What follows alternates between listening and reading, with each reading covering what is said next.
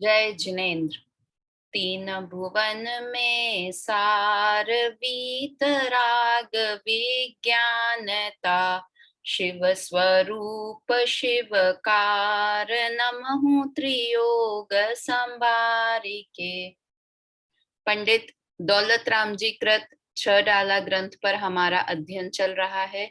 उसमें हम तीसरी ढाल पर चर्चा कर रहे हैं। 2 छंद हमारे हुए हैं। इसमें तीसरी ढाल में सुख का कारण बताया है। तो सुख का कारण क्या है कि मोक्ष है। मोक्ष है वही सुख है ना। मोक्ष मतलब आकुलता रहित। तो वास्तव में मोक्ष किसी स्थान का नाम नहीं है, किंतु एक ऐसी दशा का नाम है जहां पर बिल्कुल भी आकुलता नहीं है। तो हम उस निराकुल दशा को कैसे प्राप्त करें, तो वो मोक्ष मार्ग क्या है। तो मोक्ष मार्ग 3 तरह से, मोक्ष मार्ग 3 की एकता वो मोक्ष मार्ग है। किन तीनों की? कि सम्यक दर्शन, सम्यक ज्ञान, सम्यक चारित्र। इन तीनों की एकता को मोक्ष मार्ग कहते हैं, है ना। तीनों की एकता। और ये मोक्ष मार्ग का 2 तरह से कथन मिलता है, निश्चय मोक्ष मार्ग और व्यवहार मोक्ष मार्ग। ऐसा 2 तरह से कथन होता है। तो कल हमने जो दूसरा छंद पढ़ा था, उसमें था कि निश्चय सम्यक दर्शन ज्ञान चारित्र का वर्णन। मैं स्क्रीन शेयर करती हूँ कि हमने जो कल पढ़ा था उस पे थोड़ी चर्चा करके फिर हम व्यवहार मोक्ष मार्ग की बात करेंगे।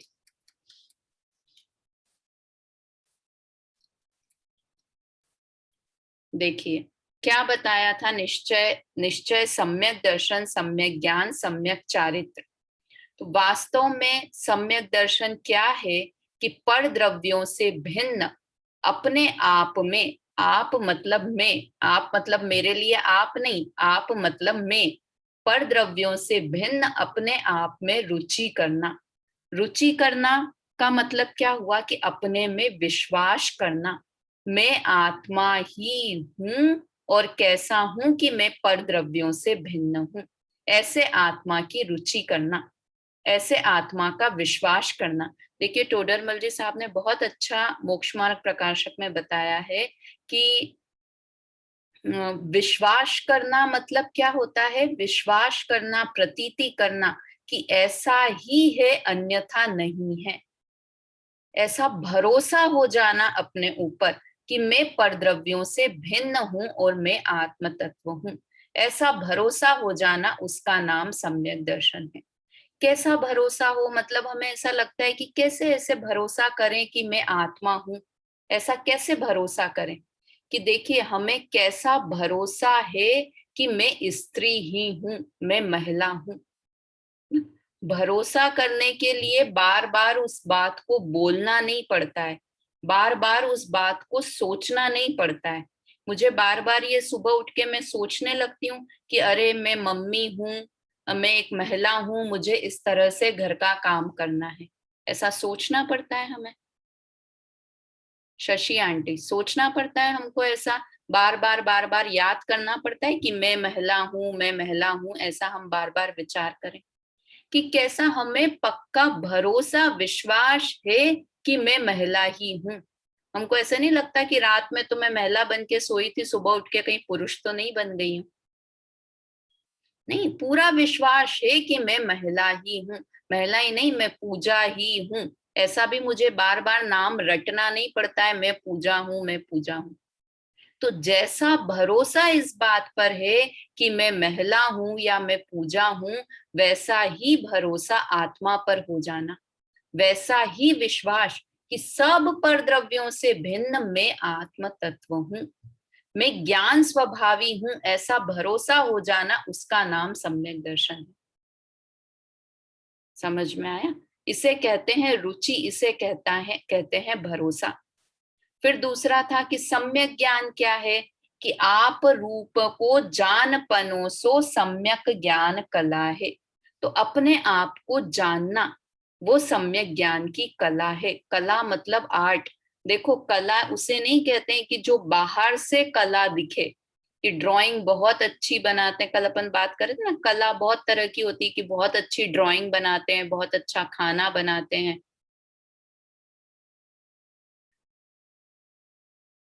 बहुत अच्छा खाना बनाते हैं, बहुत अच्छा ड्राइंग बनाते हैं, तो उसका नाम आर्ट नहीं है। आर्ट किसे, जैसे कोई होता है ना मूर्तिकार, की बहुत अच्छी मूर्तियां बनाते हैं, तो वो बनाना तो बाद में आता है, उसका ज्ञान पहले काम करता है। कि वो एक पत्थर भी देखेगा ना, तो उस पत्थर को देखकर ये उसे विश्वास हो जाएगा कि इसमें से इस तरह से मूर्ति बनेगी। वो कला है। इसलिए बोलते हैं ना, कला की इनबॉर्न होती है कला। ड्राइंग, कोई चित्रकार हो तो उसने कहीं कुछ सीन देखता है, और उसके दिमाग में, उसके ज्ञान में पहले वो फिगर बन जाता है। तो ऐसे ही अपने आप को जानना, ये सबसे बड़ी कला है, सबसे बड़ा आर्ट है, कि हम अपने आप को जान जाएं। ये ज्ञान का खेल है। देखो, ये कल भी अपन बात कर रहे थे कि सम्यक दर्शन के साथ सम्यक ज्ञान होता है। तो उसका क्या मतलब होता है, कि जब तक हमें विश्वास नहीं हो कि ये ऐसा है, तब तक वो ज्ञान ज्ञान नहीं कहलाएगा। क्या कहा, कि जैसे अग्नि है, तो हमें, तो मैं कहूंगी कि मुझे तो पता है कि हाँ ये अग्नि है, और मैं जाके उसे टच करने की कोशिश करूं, तो क्या कहेंगे, कि नहीं, तुम्हें अग्नि का सही ज्ञान नहीं है। क्यों नहीं है अग्नि का सही ज्ञान, कि तुम्हें अगर पता होता कि अग्नि ये है, तो तुम उसे जाकर टच नहीं करते। तुमने सिर्फ सुना ही सुना है, सिर्फ देखा ही देखा है अग्नि को, है ना, उसका तुम्हें सच्चा ज्ञान नहीं है। सच्चा ज्ञान कब माना जाएगा, कि कहीं अग्नि दिखे और मैं उससे दूर भागूं, उसे टच नहीं करूं, तो कहा जाएगा कि अग्नि का सही ज्ञान है। वैसे ही हम आत्मा शब्द पढ़ लें, आत्मा की परिभाषा पढ़ लें, बहुत सारे ग्रंथों का अध्ययन कर लें, और क्या कहें कि हमें आत्मा का ज्ञान है, तो वो ज्ञान कब तक सही नहीं माना जाएगा, कि मैं आत्मा ही हूं, ऐसा भरोसा नहीं आ जाए। जैसे ऐसा भरोसा नहीं हो जाए कि ये अग्नि ही है और ये मुझे जला देगी, वैसे ही ऐसा ज्ञान, ऐसा भरोसा जब हो जाए कि मैं आत्मा ही हूं और मैं परद्रव्यों से भिन्न हूं, तो वो जानना सही जानना कहलाएगा। समझ में आया, कि वस्तु को समझकर शक्कर मीठी ही है, ये जानना कब जानना सही कहलाएगा, कि जब हम उसे यूज करें, हमें एकदम कॉन्फिडेंस है कि मैं इसमें ग्लास में दूध में ये चीनी डाल रही हूं, तो ये मीठा ही करेगी, ऐसा विश्वास है। उसका नाम है कि हमें शक्कर का सही ज्ञान है, चीनी का सही ज्ञान है। उसी प्रकार आत्मा का सही ज्ञान कब है, कि जब वो सम्यक दर्शन के साथ में है, तो वो ज्ञान सही ज्ञान कहलाता है। समझ में आया। तो इसलिए कहते हैं सम्यक दर्शन पूर्वक सम्यक ज्ञान होता है। सम्यक दर्शन और सम्यक ज्ञान का जोड़ा है। ठीक है, तो ये हुआ सम्यक दर्शन, फिर हुआ सम्यक ज्ञान। अब सम्यक चारित्र क्या था, कि आप रूप में लीन रहे, थिर। थिर मतलब अपने आप में स्थिर हो जाना, अपने आप में रमण हो जाना, तल्लीन अपन बोलते हैं ना, स्थिर हो जाना, लीन हो जाना, आप रूप में लीन रहे, थिर, लीन होकर स्थिर हो जाना। लीन किससे, लीन शब्द से ही बना है तल्लीन शब्द। कभी देखा है कि हम कितने तल्लीन, जैसे टोडरमल जी थे, जब वो टोडरमल जी साहब ग्रंथ लिख रहे थे, तो वो उसमें इतने रचना में तल्लीन हो गए कि उनकी माँ उनके खाने में 6 महीने तक नमक नहीं डाला, तो उन्हें ध्यान नहीं रहा कि माँ आप खाने में नमक नहीं डाल रहे हो। उसे कहते हैं तल्लीन होना। तल्लीन होना मतलब उसमें मग्न हो जाना, उसका नाम है लीन हो जाना। तो जब आत्मा पे भरोसा हुआ कि मैं आत्मा ही हूं, तो उसके साथ वाला ज्ञान है वो सम्यक ज्ञान, और वो आत्मा पे भरोसा हुआ तो उस आत्मा में लीनता होने लगी धीरे धीरे। मुनिराज क्या करते हैं, बार बार लीनता का पुरुषार्थ करते हैं, बार बार लीन होने की कोशिश करते हैं आत्मा में। क्यों करते हैं, क्योंकि वो आत्मा उन्हें अच्छी लगती है, इसलिए बार बार आत्मा की तरफ ध्यान जाता है। तभी तो उनपे कोई उपसर्ग हो, किंतु उन्हें वो उपसर्ग पता ही नहीं चलता है। क्यों नहीं चलता है, क्योंकि उनका ध्यान, उनकी लीनता आत्मा में थी। हम में भी होता है कि नहीं, हम किसी चीज में बहुत कभी बच्चों को लग जाती है ना, तो वो खेलने में इतने तल्लीन रहते हैं कि उन्हें पता ही नहीं चलता है खून आ गया है ना। और फिर वो जब घर पर आए तो देखे, अरे ये तो खून आ गया मम्मी, पता ही नहीं चला। तो वो खेलने में इतना तल्लीन था कि बाहर क्या, शरीर पर क्या हुआ, ये उसे पता ही नहीं चला ना। तल्लीन मतलब लीन हो जाना ना, लीन होकर स्थिर होना, उसका नाम सम्यक चारित्र है। तो वास्तव में आत्मा पर विश्वास करना, आत्मा पर भरोसा होना, उसका नाम सम्यक दर्शन। आत्मा का सच्चा ज्ञान, उसका नाम सम्यक ज्ञान। और फिर उन सम्यक दर्शन, सम्यक ज्ञान के साथ में उस आत्मा में लीनता, उस आत्मा में मग्न हो जाना, उसका नाम सम्यक चारित्र। ठीक है, तो इस तरह से ये तीन की बात हमने की थी कल। तो ये वास्तव में निश्चय सम्यक दर्शन ज्ञान चारित्र की बात है, कि वास्तव में यही यही सम्यक दर्शन है, अपने आप में लीन हो जाना, अपना को जानना और अपने आप को पहचानना, विश्वास करना। अब क्या है, अब ये यहाँ से दौलत राम जी साहब व्यवहार मोक्ष मार्ग का स्वरूप कह रहे हैं। ये तो निश्चय मोक्ष मार्ग बताया। अब व्यवहार मोक्ष मार्ग क्या है, कि हेतु नियत को होई, कि जो कि निश्चय मोक्ष मार्ग का निमित्त कारण है।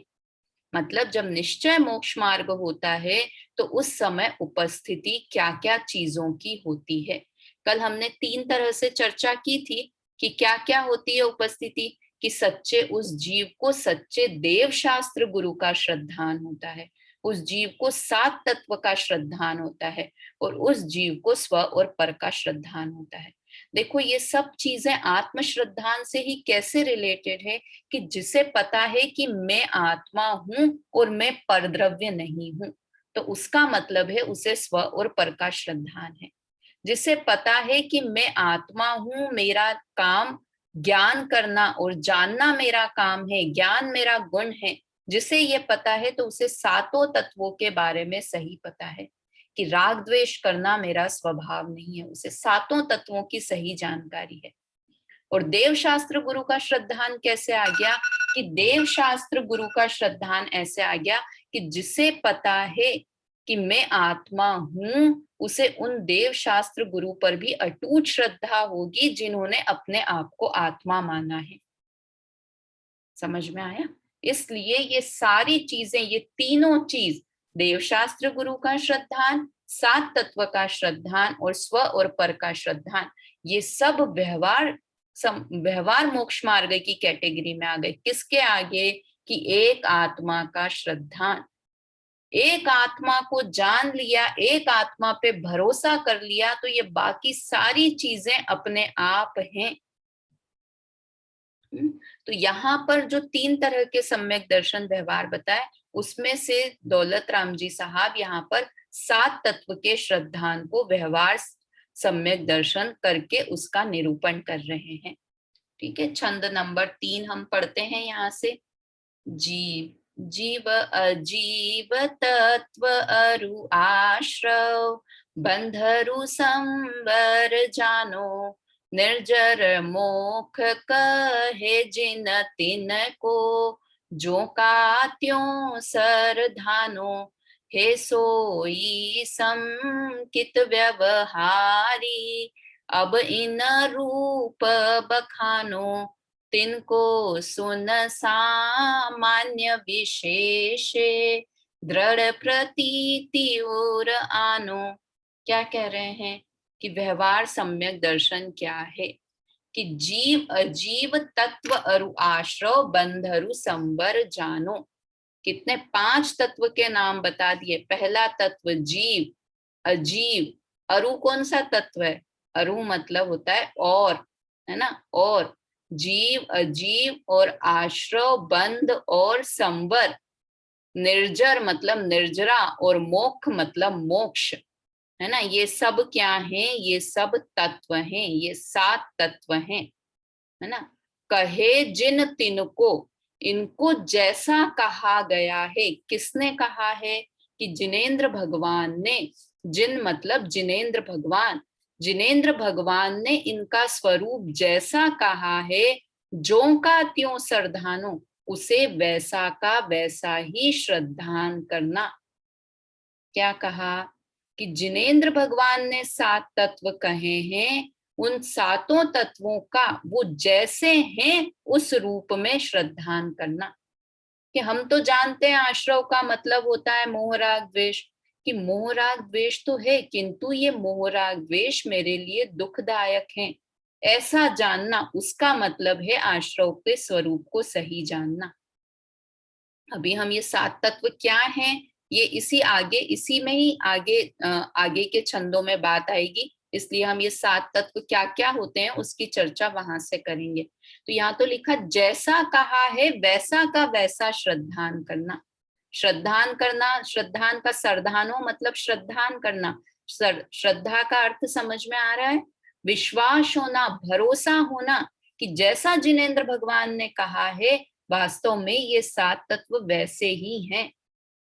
जीव मैं हूं, अजीव मुझसे भिन्न जितने भी पदार्थ हैं वे सब अजीव हैं, और उसके अलावा आश्रव और बंध ये दुखदायक हैं, संवर और निर्जरा ये प्रकट करने लायक हैं, और मोक्ष पूर्ण उपादेय है।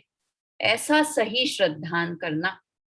सिर्फ अग्नि को जान लिया नहीं, किंतु अग्नि मेरे लिए हानिकारक भी है ऐसा जाना, उसका नाम है सही श्रद्धान और ज्ञान हुआ।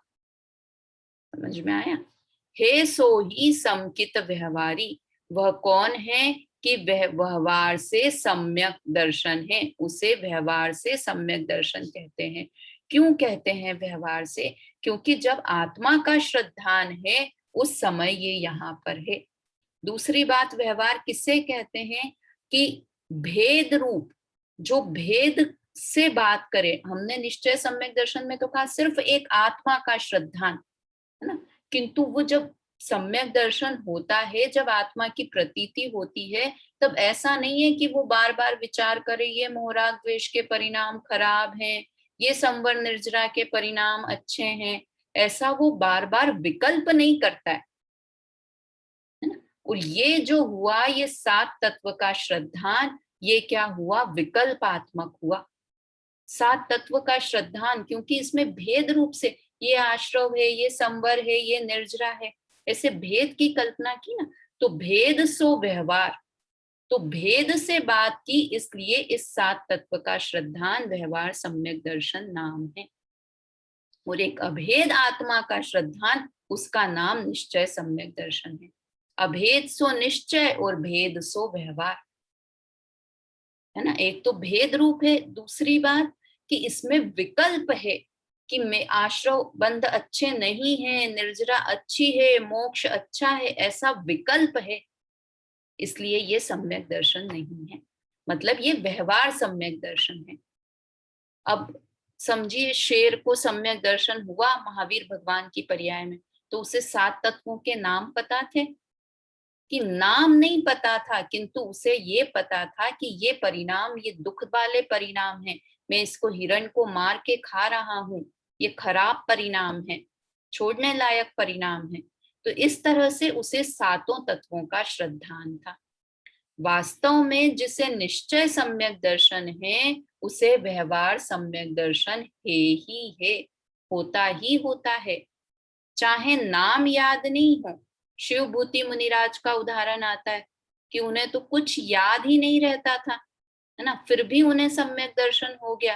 कैसे हो गया? कि उन्हें ये पता था कि मैं जीव हूं और ये तुष्माश भिन्न है, ऐसे ही आत्मा और शरीर भिन्न भिन्न है। समझ में आया? तो यहाँ हमारा इंटेंशन भी 7 तत्व के नाम याद करने का नहीं है, किंतु क्या है कि 7 तत्व में क्या उपादेय है, क्या हेय है, ऐसा जानकर इससे दृष्टि हटाकर आत्मा पर दृष्टि करना, जिसे कि कहते हैं द्रव्य दृष्टि का विषय। समझ में आया? तो वो यहाँ पर बात है। ठीक है, तो ये क्या हुआ? व्यवहार से सम्यक दर्शन हुआ। क्या हुआ? 7 तत्वों का श्रद्धान होना, उसे व्यवहार से सम्यक दर्शन कहते हैं। अब इन रूप बखानो, अब इनका रूप बखान करते हैं, बताते हैं। किनका रूप? 7 तत्व कैसे हैं, किसे कहते हैं 7 तत्व, इनका स्वरूप क्या है, वो दौलत राम जी बता रहे हैं तिनको सुन सामान्य विशेषे दृढ़ प्रतीति उर आनो। मैं उनका सामान्य और विशेष रूप से, सामान्य मतलब यहाँ पर सामान्य का अर्थ लिखा है संक्षेप में, और विशेष रूप से मतलब विस्तार से उनका वर्णन करता हूँ। उन्हें जानकर उनकी दृढ़ प्रतीति करो, दृढ़ भरोसा करो कि ये ऐसा ही है। देखो, सिर्फ आत्मा का भरोसा, आत्मा का भरोसा क्या किया कि मैं आत्मा ही हूँ। आश्रव का क्या भरोसा किया कि ये दुखदायक है, ये भरोसा करना।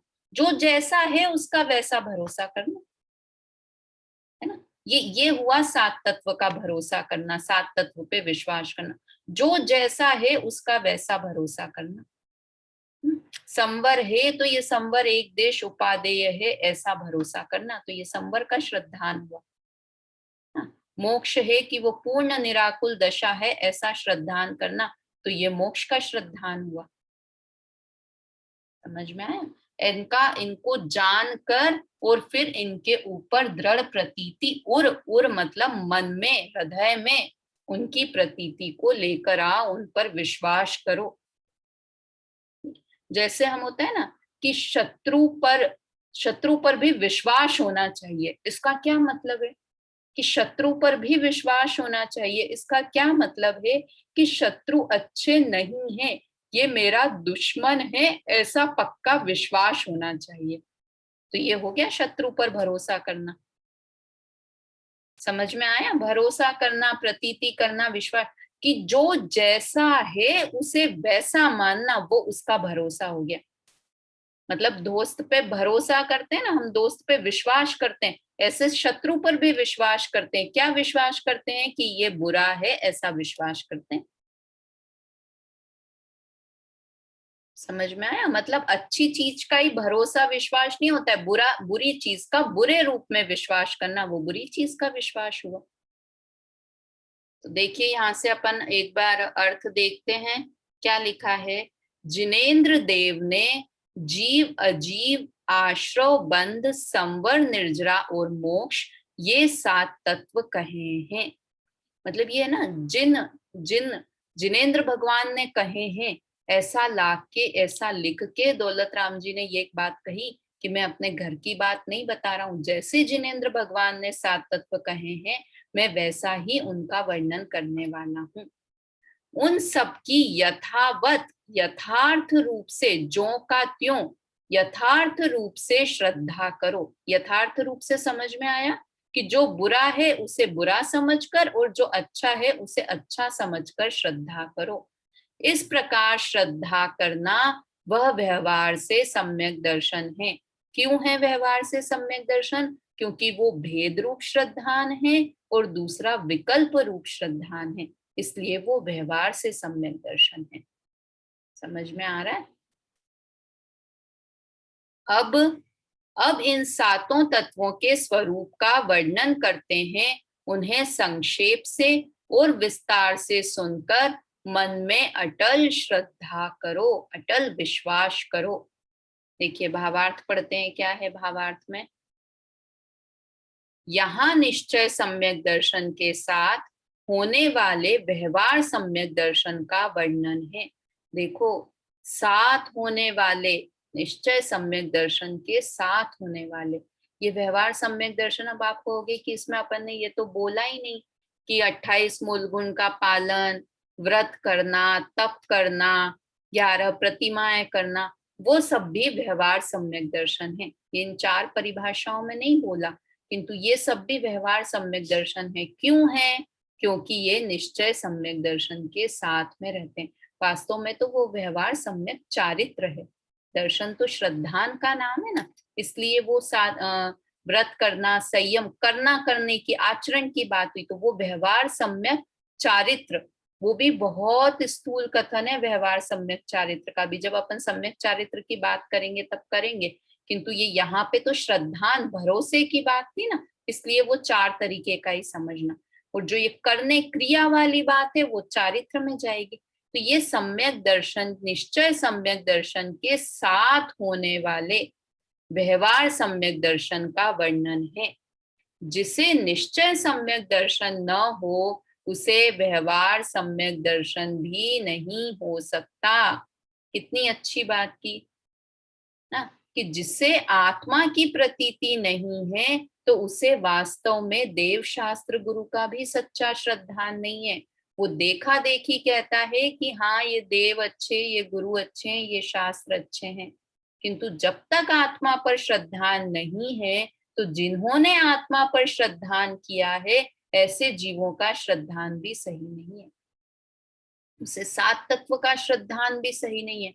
क्या बात करते हो, मुझे तो पूरे सात तत्व के नाम पता है, आश्रव के कितने भेद हैं, बंध के कितने भेद हैं, प्रकृति प्रदेश स्थिति अनुभाग सब पता है, निर्जरा सकाम अकाम निर्जरा सविपाक अविपाक निर्जरा सब पता है मुझे तो, किंतु फिर भी वो व्यवहार सम्यक दर्शन नाम क्यों नहीं है वो सात तत्व का? क्योंकि वो निश्चय सम्यक दर्शन के साथ नहीं है।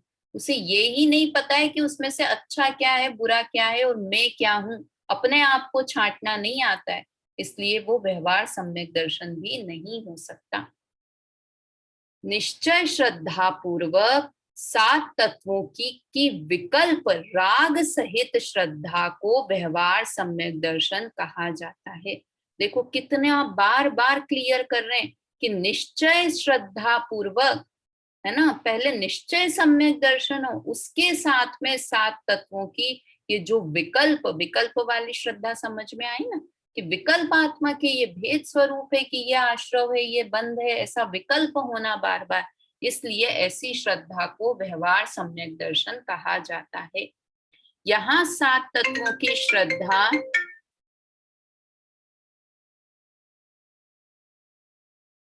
एक मिनट, क्या कहा यहाँ,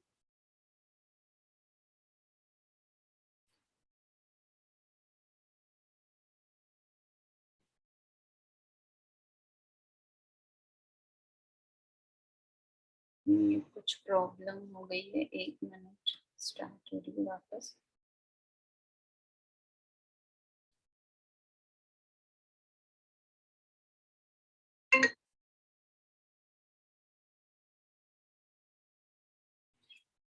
क्या कहा आगे, क्या कह रहे हैं इसमें?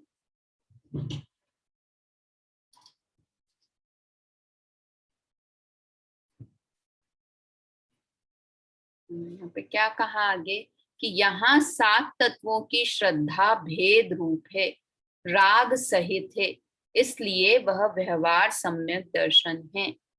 निश्चय मोक्ष मार्ग में कैसा निमित्त होता है यह बताने के लिए तीसरा छंद कहा है, किंतु इसका अर्थ यह कदापि नहीं है कि निश्चय सम्यक्त्व के बिना किसी को व्यवहार सम्यक्त्व हो सकता है। व्यवहार सम्यक्त्व कि किसी निश्चय सम्यक दर्शन नहीं है किंतु व्यवहार सम्यक्त्व है, ऐसा क्या कहा, ऐसा कदापि नहीं है, मतलब निश्चय के साथ ही व्यवहार होता है। व्यवहार का अर्थ ये कि जो साथ में हो, है ना, इसलिए देखो यहाँ कैसे लिखा कि सात तत्वों की श्रद्धा भेद रूप है, राग सहित है, इसलिए वह व्यवहार सम्यक दर्शन है। भेद सो व्यवहार और अभेद सो निश्चय। तो इस तरह से ये हमारा तीसरा छंद हुआ। एक बार फिर से हम तीसरे छंद को बोल लेते हैं, उसके बाद चौथे छंद की बात करेंगे।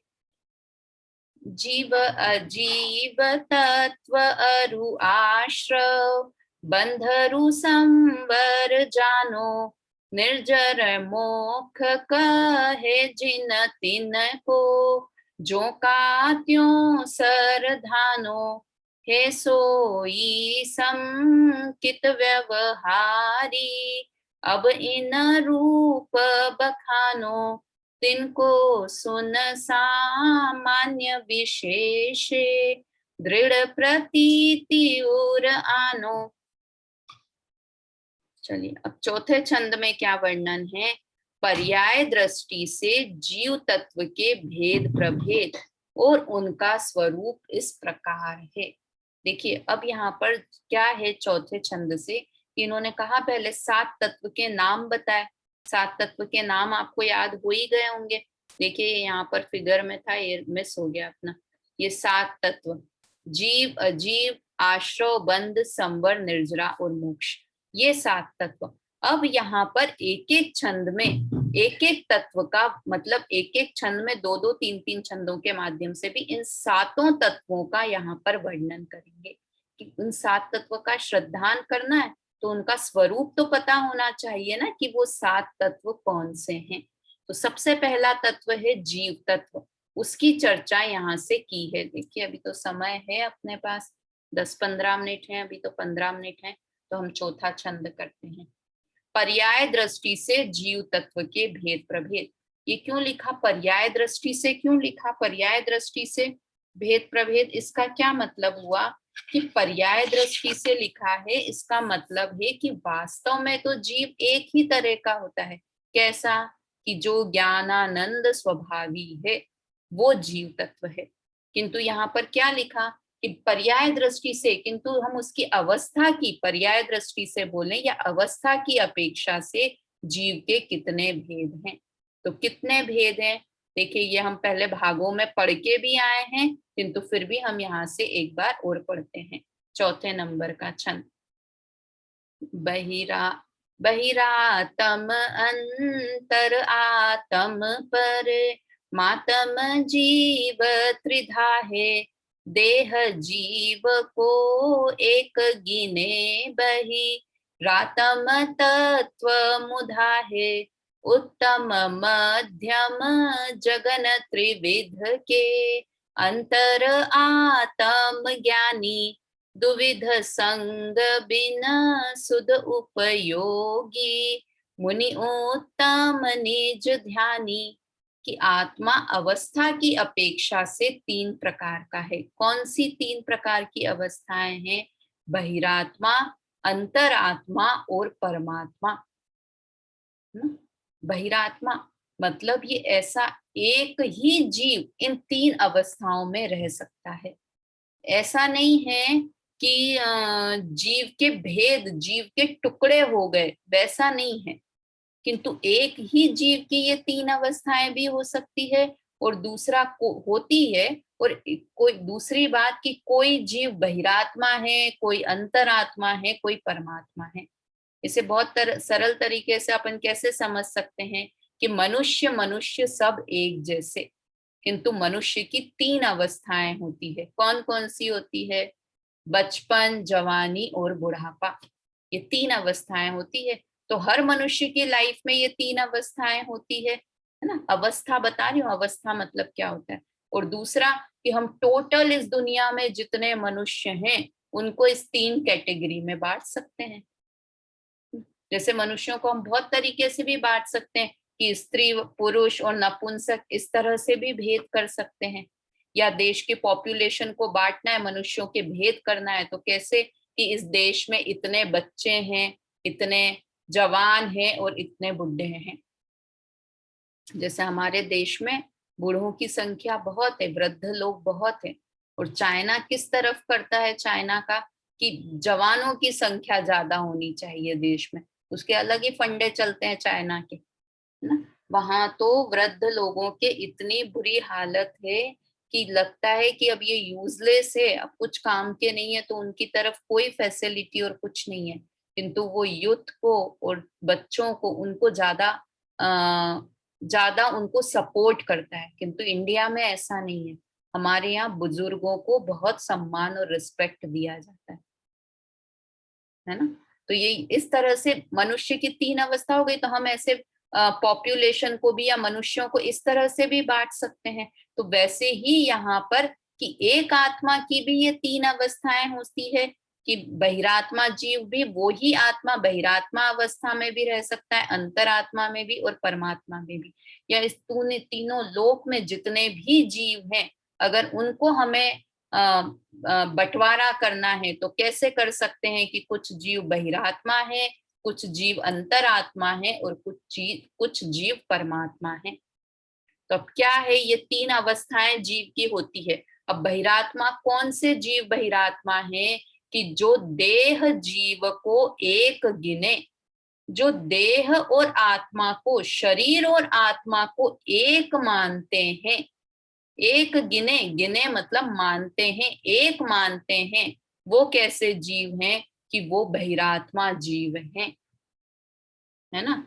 और क्यों है तत्व मुधा, मुधा मतलब वो तत्व से के संबंध में मूर्खता है उन्हें, मुधा, है ना। तत्व के संबंध में उन्हें अजान है, मतलब तत्व की उन्हें सही जानकारी नहीं है।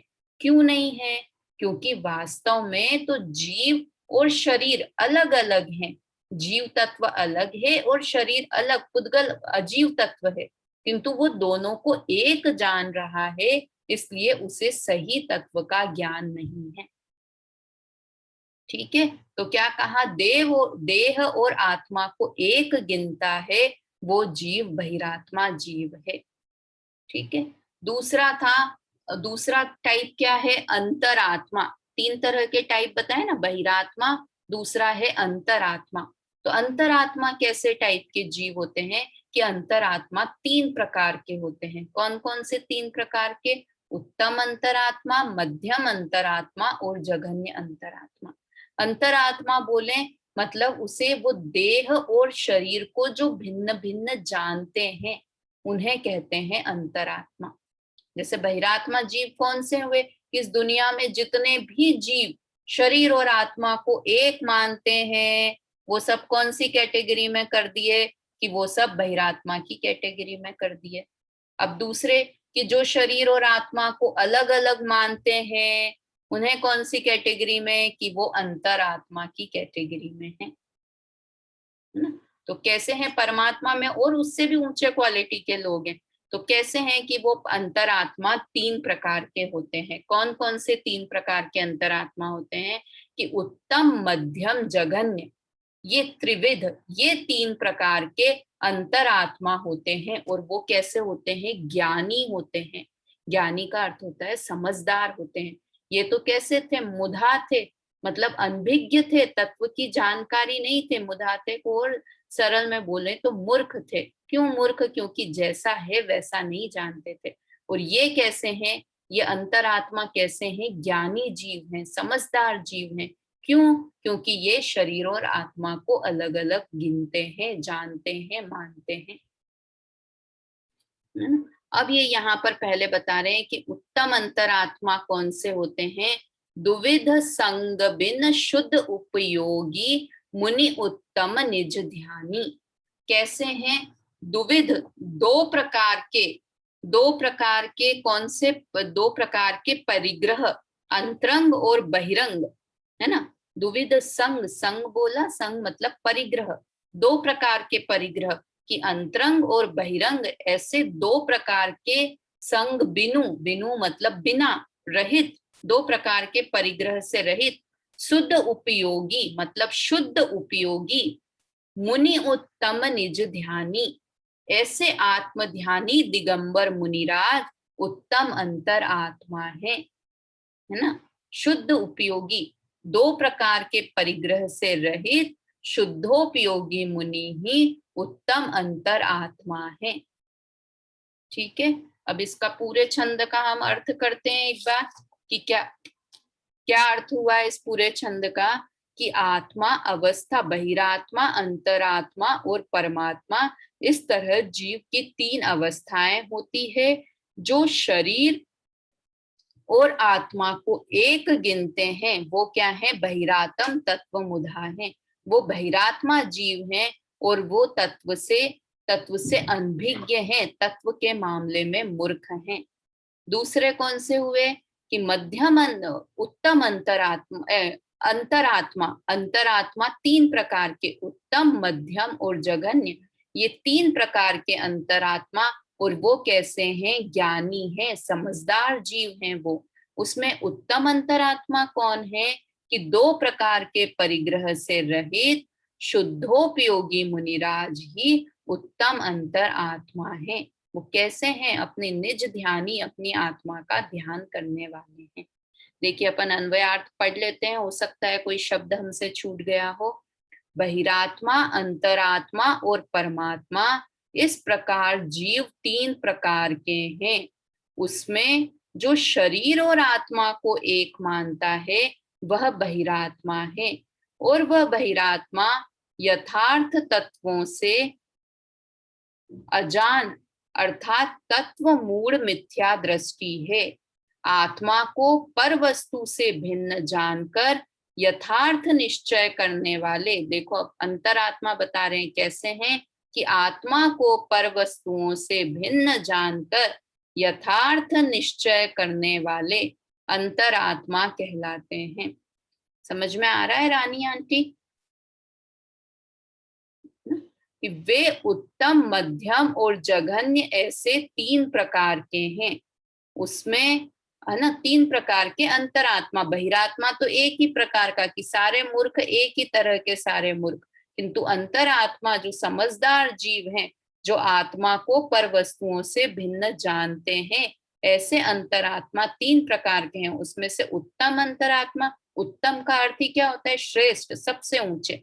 मध्यम मतलब बीच वाले, और जघन्य मतलब सबसे छोटे ना। पहले तो ऐसे नाम ही रख देते थे, जिनके बहुत सारे बच्चे हो जाते थे ना, तो ऐसे क्या बड़ा बड़ा, फिर छोटा जो हो गया उसका नाम छोटू रख देते थे, और बीच वाले का नाम मंजला, मंजला या मंजली, बेटी हुई तो मंजली नाम रख दिया कि बीच वाली, और छोटा हुआ उसका नाम छोटू रख दिया। तो इसी तरह यहाँ पे भी अंतरात्मा उत्तम, मध्यम और जघन्य मतलब छोटू, सबसे छोटे।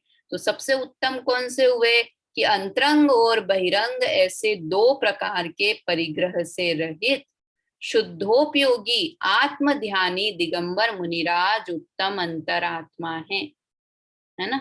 अब ये इसका छोटा सा ये है भावार्थ, ये भी पढ़ लेते हैं, फिर अगली कल से 5वें नंबर का छंद कल से चलाएंगे। क्या लिखा है? अवस्था दृष्टि की अपेक्षा से जीव आत्मा 3 प्रकार के हैं। वास्तव में कोई भेद ऐसे आत्मा में नहीं है, किंतु उनकी 3 प्रकार की मान्यताएं होती है, 3 प्रकार की अवस्थाएं होती है। इस हिसाब से हम उसमें 3 प्रकार का भेद कर सकते हैं। बहिरात्मा, अंतरात्मा और परमात्मा। उनमें जो शरीर और आत्मा को एक मानते हैं वह उन्हें बहिरात्मा कहते हैं। वो कैसे हैं? तत्व मूढ़ हैं। मूढ़ को मूर्ख कहते हैं। वह तत्व से मूर्ख हैं, मिथ्या दृष्टि हैं। वस्तुतः सम्यक दर्शन के बिना कभी धर्म का प्रारंभ नहीं होता। इसलिए जिसे निश्चय सम्यक दर्शन नहीं है वह जीव बहिरात्मा है ना, जिसे सम्यक दर्शन नहीं है, या दूसरे शब्दों में कहें कि जो मिथ्या दृष्टि है वो बहिरात्मा है। फिर दूसरे अंतरात्मा कैसे हैं कि जो भेद विज्ञान से शरीर और आत्मा को भिन्न भिन्न जानते और मानते हैं वे अंतरात्मा हैं। भिन्न जानते भी हैं, मानते भी हैं। वे कैसे हैं? सम्यक दृष्टि है। अंतरात्मा के 3 भेद हैं, उत्तम, मध्यम और जघन्य। अब उत्तम अंतरात्मा कौन है कि अंतरंग और बहिरंग दोनों प्रकार के परिग्रह से रहित 7वें से 12वें गुण स्थान में वर्तते हुए शुद्धोपयोगी आत्मध्यानी दिगंबर मुनिराज, मुनिराज हैं उत्तम अंतरात्मा। दिगंबर मुनिराज उत्तम अंतरात्मा है। कैसे हैं वो कि अंतरंग और बहिरंग, कितने अंतरंग कि 14 अंतरंग और 10 प्रकार के बहिरंग परिग्रह से रहित होते हैं मुनिराज। देखिए ये यहाँ पर लिखा है 7वें से 12वें गुण स्थान में। कई जगह पर योगिंदु देव ने इसे ऐसा लिखा है उत्तम अंतरात्मा के लिए 12वें गुण स्थान वर्ती को उत्तम अंतरात्मा माना है उन्होंने, और 5वें से लेके 11वें तक को, मतलब 5वें गुण स्थान वर्ती जो वो होते हैं ना देशव्रती श्रावक, है ना, प्रतिमाधारी या कहें देशव्रती श्रावक, उन्हें भी उन्होंने मध्यम अंतरात्मा में लिया है ना। और यहाँ पर इन्होंने सिर्फ मुनिराजों को उत्तम अंतरात्मा, उन्होंने वो और मुनिराज दोनों को मध्यम अंतरात्मा में लिया है 11वें गुण स्थान तक। मतलब 5वें गुण स्थान वाले भी, 6ठे वाले, 7वें वाले, 8वें वाले, 9वें वाले, 10वें वाले, 11वें तक उन्होंने मध्यम अंतरात्मा में लिया है, और सिर्फ 12वें गुण स्थान वाले को उत्तम अंतरात्मा में गिना है। किंतु यहाँ पर दौलत राम जी साहब ने इस तरह से भेद किए। कोई बात नहीं, थोड़ा बहुत कथन में ही डिफरेंस है, बाकी उनकी कोई शुद्धता में फर्क आ गया हो ऐसा नहीं है। क्यों ऐसा नहीं है? क्योंकि देखो जैसे होता है ना कि कई जगह रिटायरमेंट एज, है ना, रिटायरमेंट एज अलग अलग होती है कि आप प्राइवेट सेक्टर में चले जाओ तो वहां पर 58 में ही रिटायर कर देंगे सेंट्रल गवर्नमेंट के साइड से, और स्टेट गवर्नमेंट वाले बोले वो 60 में, थोड़ा ऊपर नीचे डेट्स वो होती रहती हैं। तो वो 2 साल पहले ही उन्हें वृद्धों की श्रेणी में गिन लिया, किसी ने 2 साल बाद वालों को गिना। तो उससे कोई बहुत बहुत फर्क पड़ गया हो ऐसा नहीं है। तो कहीं पर 12वें गुण स्थान वाले को भी उत्तम अंतरात्मा कहते हैं, और कहीं कहीं पर 7वें से 12वें को, जो कि दौलत राम जी साहब ने किया है ना, 7वें से 12वें वाले को देखो शुद्धोपयोगी लिखा है ना, छठे गुण स्थान वाले को भी नहीं दिया इन्होंने, 7वें गुण स्थान से 12वें वाले को उत्तम अंतरात्मा कहते हैं।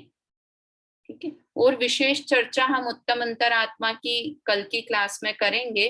आज की क्लास में तो हमने क्या पढ़ा कि व्यवहार सम्यक दर्शन क्या है, और उसके बाद की 7 तत्व के नाम आए, और फिर वो 7 तत्व में से हम जीव तत्व की चर्चा अभी हमने प्रारंभ की है ना। कल की क्लास में और वापस से पहले जीव के जो बच गए हैं दूसरे भेद, अभी बहिरात्मा की बात की है हमने, फिर मध्यम अंतरात्मा, जगन्य अंतरात्मा और परमात्मा, उसकी भी चर्चा 2 छंदों में होगी, और उसके बाद फिर अजीव तत्व का वर्णन होगा। तो विशेष चर्चा हम कल की क्लास में करेंगे। आप लोग ध्यान से सुनिए, थोड़ा स्थिर उपयोग को स्थिर करके सुनिए तो अच्छे से समझ में आएगा। अभी समय हो गया है, जिनवाणी स्तुति हम लोग करते हैं। निज निधि निज में बताई, यह अनंत उपकार है, इसके लिए जिन वाणी माँ को वंदना शत बार है, वंदना शत बार है। जय जिनेन्द्र।